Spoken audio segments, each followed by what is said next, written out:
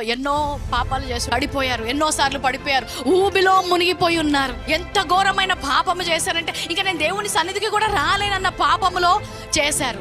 ఇప్పుడు దానికి పరిష్కారం ఏంటి? ఇప్పుడు ఏం చేయాలి? ఆ వ్యక్తి ఏమంటారు?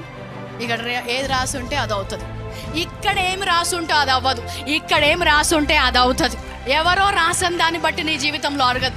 వాక్యములో ఏమి రాసి ఉందో దాని ప్రకారము నీ జీవితము జరుగుతుంది. హల్లెలూయా. హెబ్రీలకు రాసిన పత్రిక 8వ అధ్యాయము 11. నేను వారి దోషముల విషయమై దయ కలిగి వారి పాపములను ఇక ఎన్నడూనూ జ్ఞాపకము చేసుకొనని ప్రభు సెలవిచ్చుచున్నాడు. సరిగా జీవించలేదు, అందుకే నాకు సరియైన భవిష్యత్తు ఉండదు. నేను సరిగ్గా ప్రవర్తించలేదు, అందుకే నాకు సరియైన భర్త రాడు. నేను సరియైన విషయాల్లో నడవలేదు, అందుకే నేను సరియైన భార్యను పొందుకోలేను. ఎందుకు ఇలాంటి ఆలోచనలు వస్తాయి? ఎందుకంటే గతము నీకు జ్ఞాపకము చేస్తుంది. ఏది జరిగినా కూడా క్షమించే దేవుడు ఉన్నాడు, క్షమాపణ విడుదల చేసే దేవుడు ఇక్కడ నిలుచొని నీతో మాట్లాడుతున్నాడు. నువ్వు క్షమించబడ్డావు, ఆయన బిడ్డగా నిన్ను అంగీకరిస్తున్నాడని నువ్వు నమ్మకపోతే 2026వ సంవత్సరంలో నువ్వు ముందుకు సాగిపోలేవు.